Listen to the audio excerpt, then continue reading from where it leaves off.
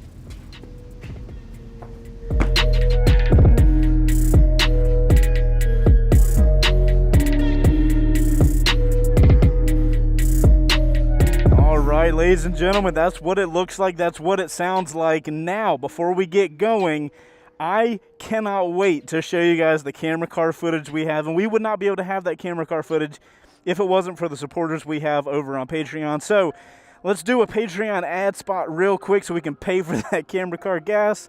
And then we'll get this thing going. So guys, this first start is brought to you by the Wreck Bike Rebuild Garage Patreon page. If you guys don't know, we run a show called Wreck Bike Rebuild Garage where we take wrecked motorcycles, we take them into the shop, we rebuild them, and we turn them into the dream motorcycles you guys are looking at right here. If you guys want to sign up, you can do so for as little as $5, and part of that Patreon page is you get week ahead content, you get other posts that we do only to that Patreon page, and you get to help us decide what stuff we do to each of the dream bikes to build them. That top link down below will take you over to the page. Hope to see you guys there. All right, everybody, that's it. All the bills are paid. Thank you very much. And let's get this thing going. You guys have sat through enough. I'm sure you're as excited as I am. R7, my God, this thing is light. By the way, Mountain is closed today. That's why the parking lot is empty. But I'm trying to get this video in before it rains. All right, so sitting on the bike, incredibly light. You will be shocked at how light this thing is. I am 5'10" with a 32-inch inseam. I can flat foot with both legs bent slightly. I have full control of my motorcycle, and it's light, so I don't even need it, but I have it. Let's get it going, guys. Before we get out of here, I would love to invite all of you guys to join our Discord. It's totally free, and it's a place we spend during the week talking about motorcycles. That's where I get first ride suggestions. I get gear suggestions to review for you guys. So I'd love to have you guys over on Discord. There'll be a link down in the description. Please go check that out. And I look forward to hanging out with you guys there. Let's do this thing, man. 2022 Yamaha YZF R7. Let's go! So guys, we are here on the road with the R7. For you guys that live under a rock and aren't aware, the R7 is the same platform, and when I say platform, I mean engine, that the MT-07 has. It is also the same engine that the Tenere 700 has. Yamaha has somehow made this one incredible engine fit all of these different platforms, and these entirely different platforms. So today we're going to be testing out the Sport platform. As you guys know, the MT-07 is more, it's the naked version. It's more of the motorcycle made for the road. People love the R6, but the R6 is not practical on the road. The R7 is made to be practical on the road. And if it is or not, we're gonna find out today. All right, guys, let's talk about body position here on the R7. You are going to be in the attack position, the race position. My legs are tucked up, my back and my upper torso is forward, arms are hanging low. This body position, very reminiscent of the R6. You are very much in that attack pose. You can very easily scoot back a little bit, tuck down to get behind the windscreen.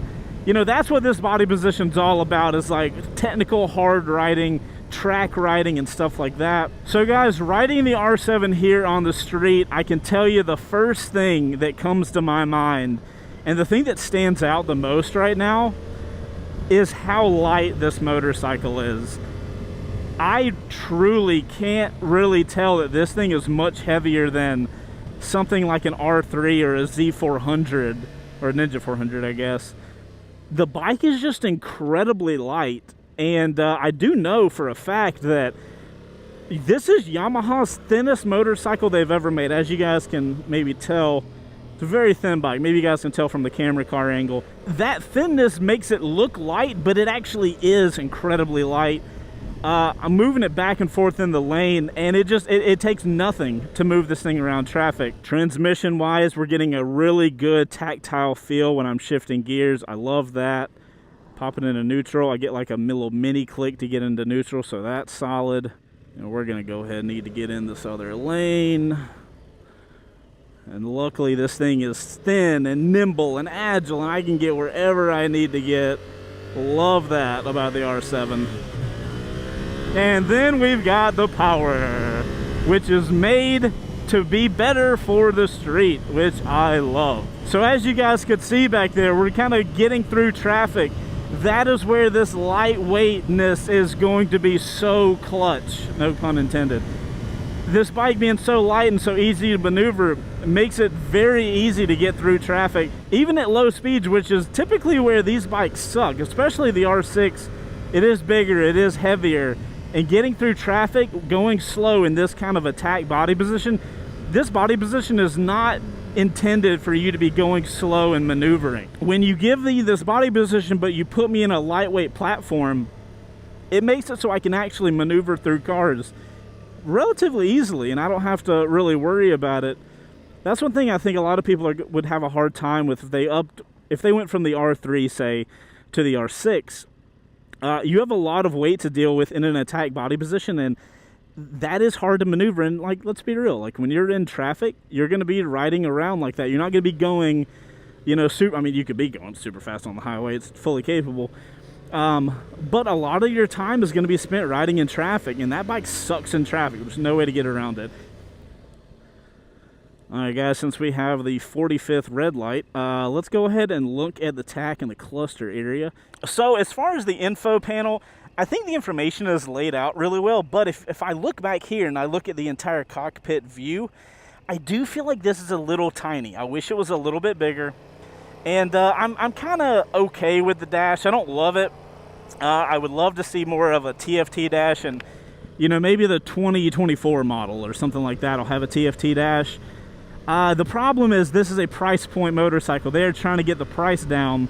So I don't know how many of you guys care about TFT dashes. I would prefer to see them.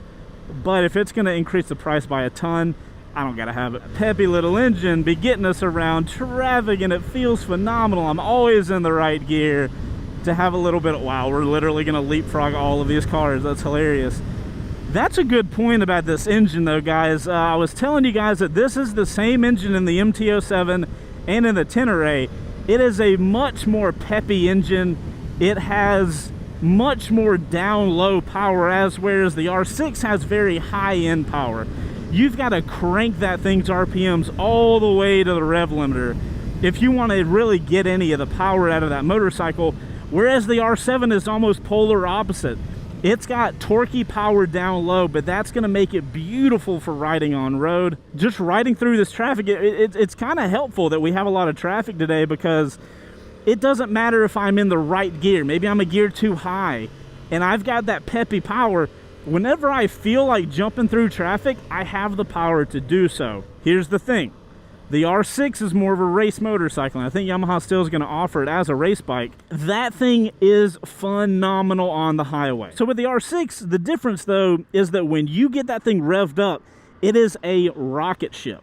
So this thing's good down here, you know, in streets, not going too fast, but we got a highway to get to. And I want to know how this engine platform is going to handle the highway, because that all of our power is really focused down low. Right, so do we have that passing power? I don't know. Let's find out. I will say before we get onto this, I do not expect this motorcycle to perform as good as an R6 on the highway. Let's get that out of the way right now. Get over a lane.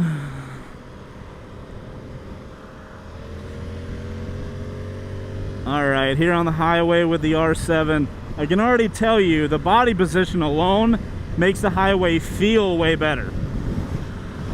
We'll get in this lane and we'll just chill out here. And as motorcycles do, the faster we go, the more stable we get. I was a little worried at how light this motorcycle was for the highway, but you know, I got to tell you guys, we're going 85, 86. I'm not getting blown around at all. I feel like I've got a good trajectory here, and now we got an opening, so we're gonna wait for this big turn and we'll give it some gas. So I'm not feeling that lightness right now. I don't feel like I'm getting blown all around. And you guys know this highway specifically, the wind's really bad, but it's good for me because I can test it for you guys. And that lightness is not translating to feeling fragile here on the highway. But we are going in 5th gear at 82, so we don't have a lot of room to play with. We're gonna downshift and rev her up a little bit. Let's go to 4th. Can we go to 3rd? Oh, we can, all right. Let's see what it's got. We are ringing this thing out, by the way, guys.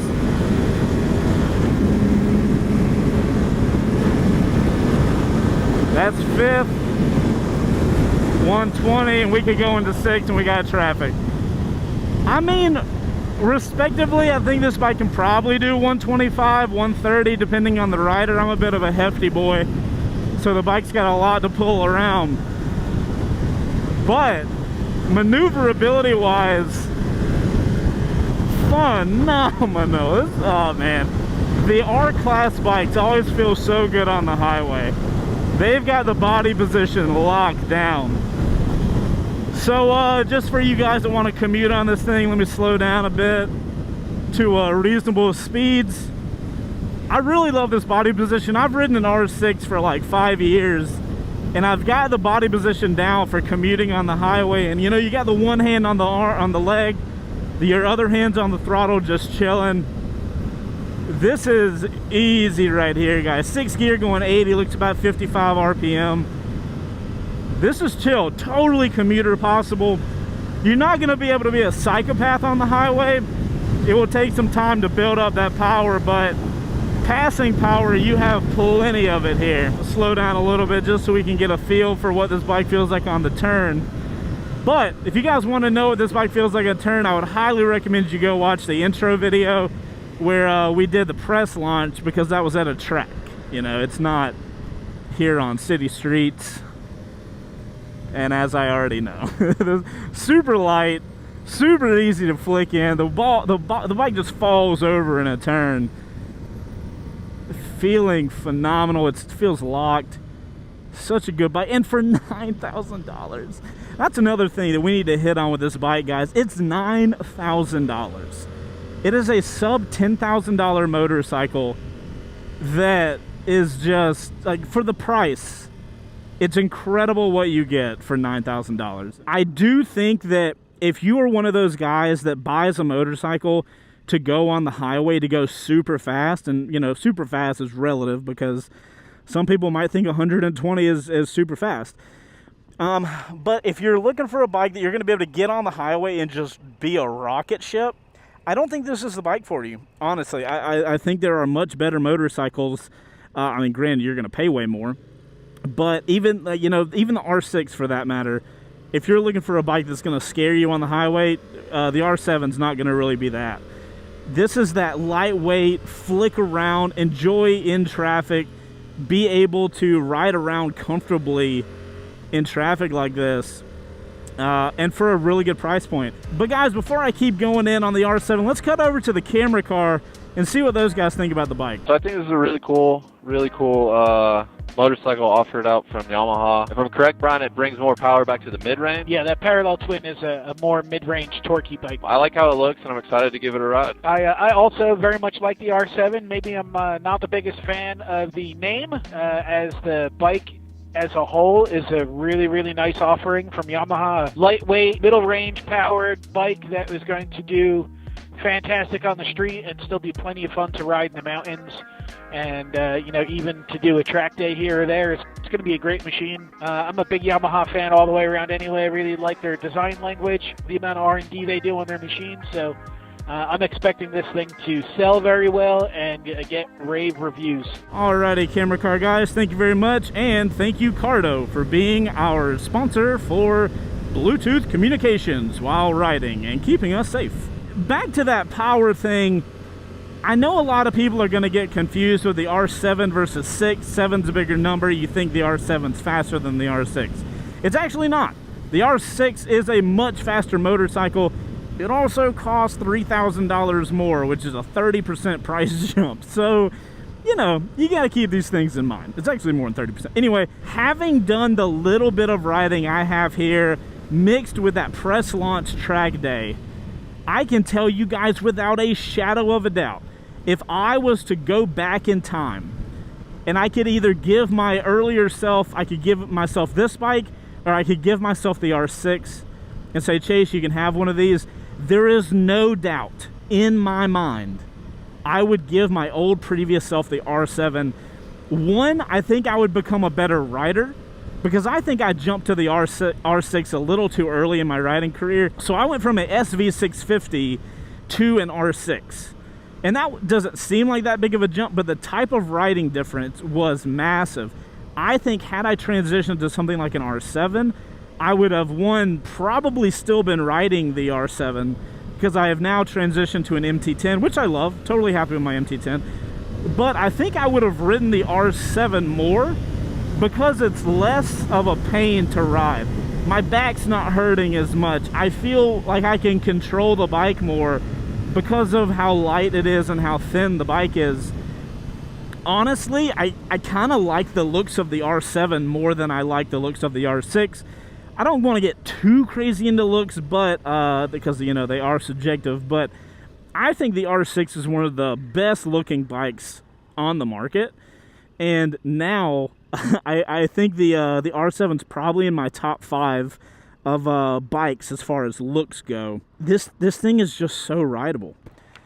Since we have the 50th red light we're now getting, let's look at the controls real quick, guys. So this is one of the kind of cool things. Super simple, right? We have ABS on the bike, no traction control. We do have a quick shifter, and as far as the controls go, it's relatively light. We've got the kill switch here, the starter here. We have the hazards, which is really cool. This helps you cycle through all your information, trip 1, trip 2, odometer, air temperature, bike temperature, blah, blah, blah. We have brights, blinkers, and a horn. It's a very simple motorcycle. So that's one of the kind of pros that, or I look at it as a pro. Some people like all the tech stuff, and I do like all the tech stuff, but some people like just having a, hey, don't put stuff in the middle of me riding a motorcycle. Just give me the motorcycle and I'll do all the work. Other than the ABS, that's really the only electronics you're going to have. Some bikes have a lot of electronics, and I love that. There's also more raw motorcycles, and that's the category the R7 is going to be in. It's a very raw motorcycle. There's no traction control between you and the motorcycle. There's no electronic rider modes that you got to deal with. It's literally just you and the bike. And for the R7's platform, I kind of dig that. I feel like the CP2 engine here on this bike, very manageable. I don't think you necessarily need traction control, but I do love the fact that I have ABS. Also, I saw the dudes at the press launch wheeling the hell out of this bike, And I don't know how they did that. But yeah, with as manageable as the CP2 engine is, I don't really miss traction control. I don't really feel like I need it. I was giving it some go juice on the press launch, and I never had a traction issue. So I don't know if we need that here. I am really happy to see ABS on this bike though, because I imagine a ton of people are going to get this maybe after they get an R3. ABS is something that is just a really nice safety feature, and for you to not want ABS, you have to be a very experienced rider. And there may be some people that pick up the R7 for a track bike, and for those people, I could probably see ABS being a little annoying. Granted, you'd have to be a really advanced rider to really be able to tell that. In my experience, you know, I've given it some brakes pretty hard here. Haven't had the ABS turn on in the front, but I have had the rear ABS cut on a couple times. And I will say, I'm really happy with the ABS on this thing. It's very subtle. It doesn't like surprise me at any point in time. It just kind of comes on. You can slightly feel it in the rear foot peg. Something I will say is slightly intrusive is the quick shifter. And I thought this on the track day as well. When you use the quick shifter, if you guys don't know, quick shifter, you literally just press the shifter up, no clutch involved, and now we're in third. But as you saw, the bike jerks a good amount. Now, just for you guys to know, the quick shifter does not come on the R7. It's like a $120, $150 edition. I think it's a little abrupt, and even at the track, I wasn't really a fan of it. Granted, I'm not like trying for track time or, you know, the best lap time or whatever. I'm just enjoying the ride. But I didn't really like the quick shifter, man. I really ended up just shifting it myself. So if I were you guys, I'd skip out on the quick shifter, just my personal opinion. Another thing that I have been noticing about the ride is the lightweightness of the forks. Now, or the front of the motorcycle, I guess in general. When you're going lower speeds, you are able to maneuver in and out of traffic, but at these kind of medium speeds, like 49, 50, like look how much you can wiggle the motorcycle. I don't know, I don't even know how to resolve this, but the bike feels great at speed on the highway. In turns, feels phenomenal. Here on city streets, I think it's a little too light. I wish I could stiffen up. I wish I could have a steering stabilizer. I guess that would be helpful. A steering stabilizer would probably be really nice on this motorcycle because I feel like the front's a little too light. Is that a thing? Maybe it's a thing. I don't really know. But then we're going at low speeds and I can just maneuver around stuff, and then I like it. Maybe I don't even know what I like. Maybe that's the problem. Another thing that's really important around with riding in town and whatnot is the clutch. If you guys don't know, clutches can feel heavy and light. Heavy means the clutch takes a lot of energy to pull in. A light clutch means it very easily goes in. I love the clutch. It is a very light clutch. If I was going to do more riding, more technical riding, I may want something a little more firm, just because that's my personal preference. So it's a very light clutch, but that's going to make it very easy for new riders to pull it in and stuff like that. And that mixed with the really solid transmission, you're going to have no questions about what gear did I get in. Also, we have a gear indicator, which is super nice for the newer riders not really knowing what position they get into. Also, I haven't talked about the throttle. God, and I don't have time. So guys, we're going to pull off right up here and take a little walk around the motorcycle. And I promise to you, I will get to brakes and throttle after this. Alright guys, I know we have done all the cinematic shots of the motorcycle, but I'm going to walk around it very quickly. And look, maneuverability. So cool. For real though, it is very maneuverable. 2022 Yamaha YZF R7. So cool. I love this bike. I love this bike so much. I got to tell you guys, I've been kind of flirting with having a track bike. And now Yamaha comes out with this, and I'm like, bruh, especially after I did the press launch, this bike looks so cool. Look at the headlight. So it looks cool here, but you have to take it in with the lights on. You need the DRLs. Look at the face. Oh my God. I love this thing. All right, let's look at it. We got the Yamaha Racing Blue. Love the little detailing here. R7. Definitely needs an exhaust. No doubt in my mind. Like a Acro or something like that. Tail tidy, absolutely necessary. These bikes do really good with tail tidies, though. You know, they cut everything off up to here, and the license plate goes up there, and they look solid. But here's my thing, dude. For $9,000, brand new, $9,000, you get this thing. People think you got an R1. They don't know the difference in an R3, 6, 7, and 1. I don't know what to say about it. This is probably currently my favorite looking motorcycle. It's either this or a Panigale. I think they did a phenomenal job. We've got this aluminum stress member here to add rigidity to the motorcycle. You can feel that when you ride it. It's phenomenal, man. I imagine if you got some sort of crash protection, be able to tap in right here for like a frame slider or something. Yamaha does the tail justice. I don't think anybody else in the motorcycle game is doing as good of tails as we're seeing right here. Couldn't imagine anything better. You got the cool little flow in here. I love this bike, man. I love this thing so much. So, since I love it so much, got to post a photo on Instagram. Now, if you guys aren't following us on Instagram, we are at C2DubPics. We always post behind the scenes of the first rides we're doing and a little behind the scenes stuff of the other shenanigans we get into. And if you go follow us, you can see this photo right there. Boom. Easy enough. We're also on TikTok, funny enough. We're trying to figure out what first ride videos look like on TikTok. So if you guys aren't following us, we're C2Dub. We're Chase on Two Wheels over on TikTok. We are C2DubPics over on Instagram. Okay. I told you guys that I would talk about the throttle, and I told you I would talk about the brakes. We don't have a lot of time. Let's finish it up. All right, so guys, like I told you guys, we're going to talk about the brakes and the throttle real quick before we end this video up. But before we get to that point, we need to brake. God. Woo! You are not going to find yourself needing brakes. Now, here's the thing. I already rode this bike on the track. I already know that the brakes are plenty.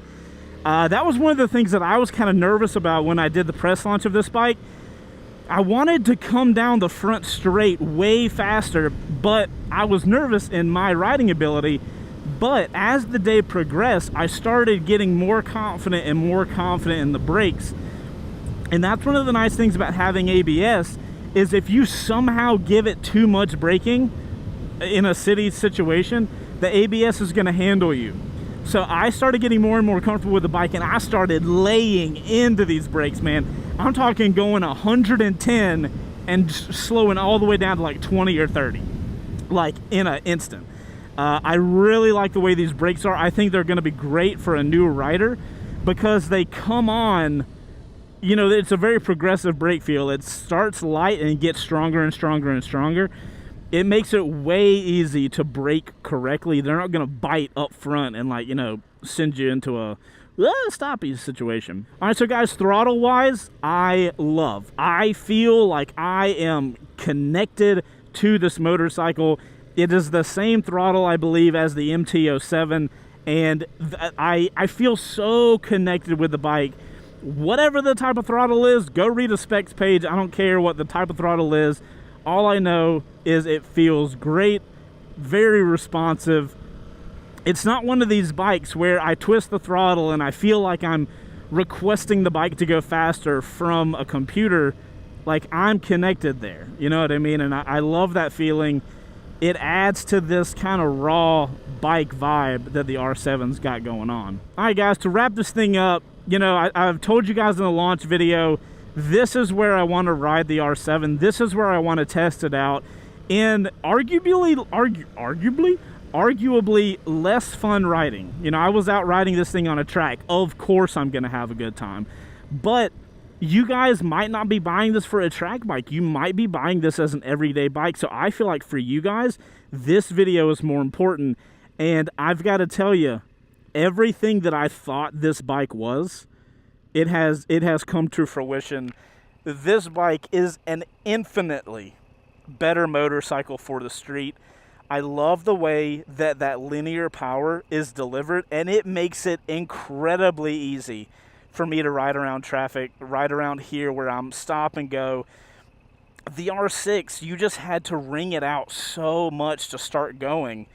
And from the get-go, from the time I get to that red light, I'm going to be in peak power mode and I can do whatever I want that fast. It makes it such a cool bike to ride because you get all the positives of the R6, right? You get these cool looks, you get this aggressive body position, but you have an easy platform as far as engine goes to ride. You get that power when you actually need it, not way high up in the clouds that you got to work for. At an instant, I can go. And that's what I need here on the street. You know, I don't have time. I got traffic and stuff to deal with. I don't have time to get the bike in the right gear and all this kind of stuff. I just need to be ready to go at that instant. And I honestly think this is going to be a safer bike, not only for people that don't know how to control a throttle, but it's going to help you get in and out of trouble situations. You know, you see somebody coming over, you're like, oh shit, you got to jump in another lane. You got the power to do that no matter where you are, whereas in an R6, bro, you might as well be in an R3 if you're in the wrong gear. Anyways, guys, I have thoroughly enjoyed this first ride. I wish I had more time on it. Luckily, Yamaha is letting us borrow this until September something. So we are going to be making damn near weekly content on this R7. So make sure to subscribe to the channel if you guys want to see those videos. And if you've made it to this point in the video, make sure to hit the like button, guys. It is super helpful. If there is something we did not touch on with the R7, please let us know in the comments. We have this motorcycle in the shop for a good while. We can make any video you guys want to see. So if we didn't hit on something, drop us a comment down below and let us know what we need to hit on in another video. Guys, I'm Chase on Tools. This has been a Chase on Tools first ride. Shout out to Yamaha for letting us borrow the R7 for a little while. And big thanks for Mountain Motorsports. Typically, that's where we do our first rides at. And we appreciate them for letting us borrow motorcycles. If you want to find out information about Mountain Motorsports, we'll have links down in the description below. Guys, you guys go ride safe. I appreciate you riding around with me today, and I'll see you on the next one. All right, guys, if you're still watching the video, that means you made it to the outro crew, which means you've got to do a couple things. One, obviously hit the like button, but I don't really have to tell you guys that, right? Right? Cool. So next up, you do need to make a comment because you watched to the end of it, and you're awesome. When you make that comment, make sure you put OC in your comment because that stands for Outro Crew. That way, when I'm looking through all these comments, I'm like, those guys actually made it to the end of the video. You have a lot of these guys that just comment and they don't really watch the whole video, but I know you guys do. It also makes me love you a long time. And guys, let me know in the comments, should this be my next track bike? Do I need a track bike? Do I need to lose weight before I start doing track days? These are all the questions I want you guys to answer in the comments down below. And it's because I love you a long time. And it's because I know you guys enjoyed this video because you watched the whole damn thing. Alright guys, I'm Chase. Love you guys longer. And if I can get out of this BMW, I'll actually enjoy this ride. I'll see you guys on the next one. Later. By the way, the answer to do I need to lose weight is an absolute, like, unquestionable yes. It is getting unhealthy in this bitch.